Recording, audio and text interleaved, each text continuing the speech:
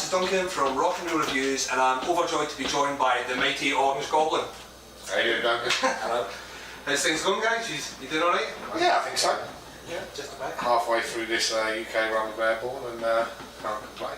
That's a pretty fucking meaty bill. It really is. It is, yeah. It's been fun. I think we had a little bit of a different flavour to the bill every night. I don't think a lot of the fans that have been to see the show so far sort of expected us to be quite as heavy as we are compared to the other bands. I mean, that's not taking anything away from them, but they're sort of more rock and roll orientated, whereas we've got a bit of more sort of heavy and doomier sort of metal thing going on. So.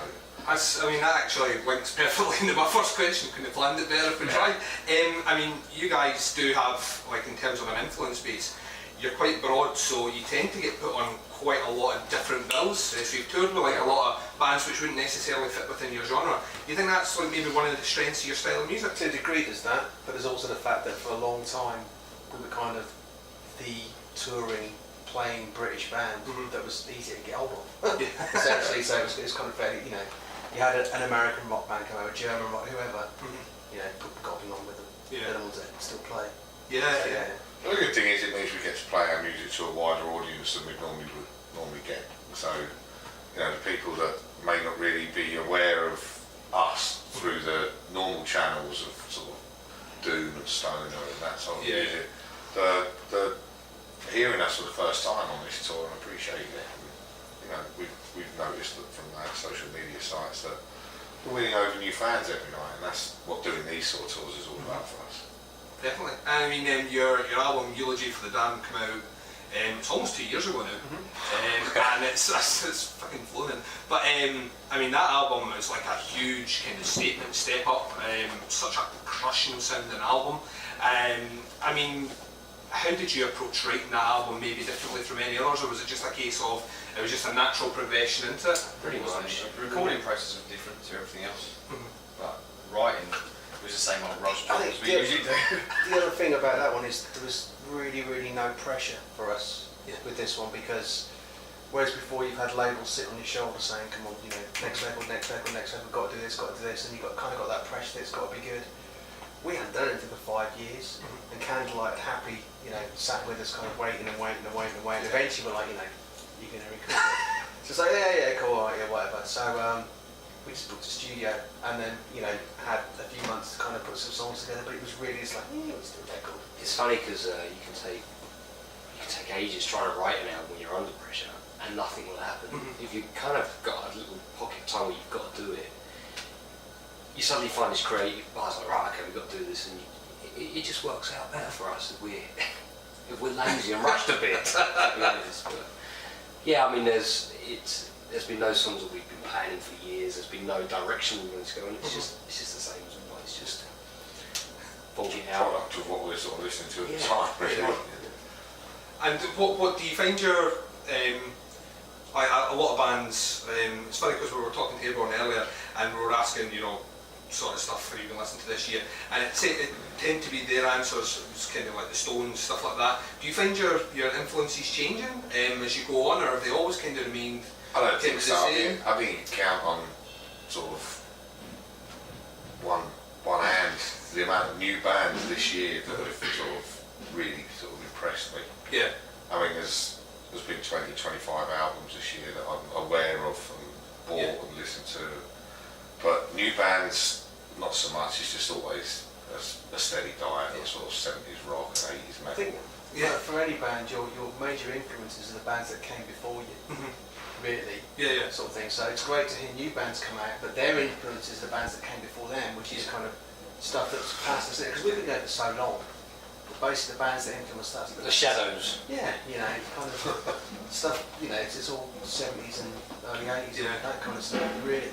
Because that's what we were listening to when we got the band together in the first place. So. I think what does happen is you get ideas that subconsciously you've been listening to. You don't realise that you're writing the riffs. Oh God, it sounds like a Mastodon riff. You think it sounds like Sabbath, but you know what I mean. It kind of you hear things and absolutely. they get stuck in your brain. But then, those are the bands that are influenced by the same shit that we are. Yeah.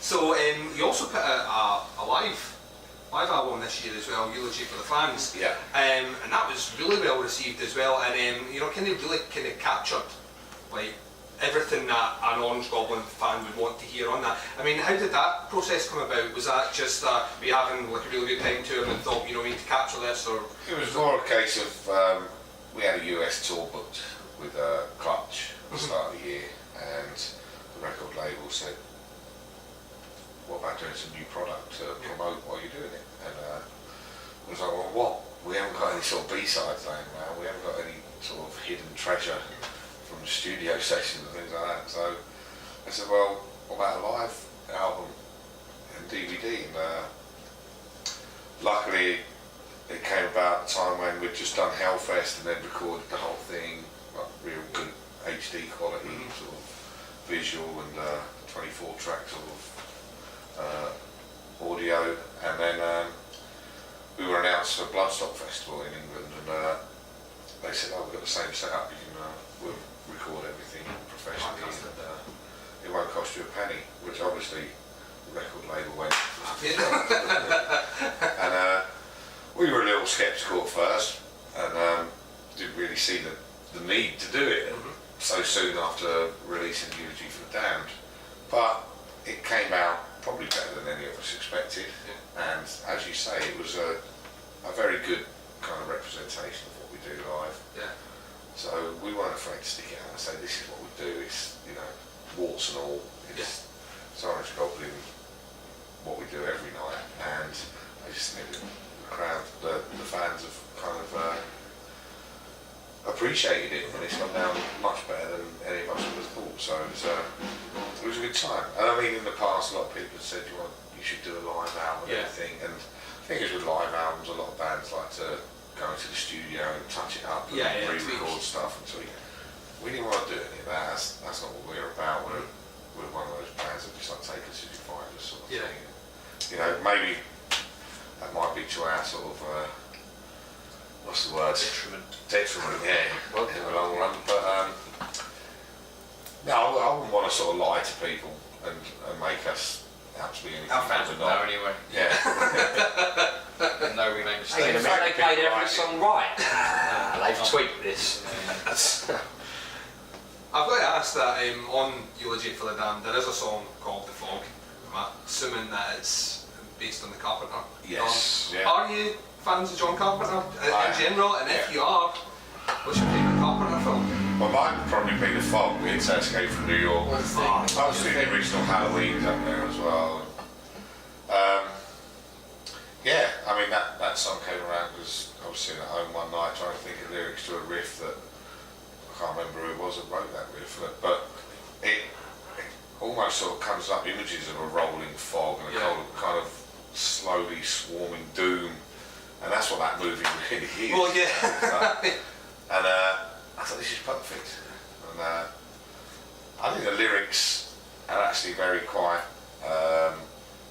literal compared to the films. There's all the things about the six will die, and all that sort of the celebrations that the town are having, and the sort of whole the vengeance theme of the sailors that were killed, that sort of thing. So you know, there's the golden cross falling off the wall, and all that's all mentioned. Oh, fuck, like, cause I'm a big Carpenter fan. Yeah. You hear that sort of thing, I'm just like, it's fucking awesome. Cause Yeah. no one sings about that sort of stuff, you know, so that's cool. Last question, and I'll let you chill it pretty well, but we primarily do on the site, it's rock, punk, metal, but we also do movie reviews. We've been chatting about movies there, but do you get much a chance to watch any of the new films this year? And has there been anything that you've seen this year that you thought was really good? Or? Yeah, we watched quite a few movies, I think. I saw Gravity the other day. It was all right. We watched the Alan Partridge movie last night. Is it any good? I've not seen it yet. We had a giggle. Yeah, you need to watch it a couple of times. Oh, right. It's one of those ones that, We just watched Cockneys versus Zombies. I love that film. I absolutely love that. I was very impressed. The dialogue was really funny. Yeah.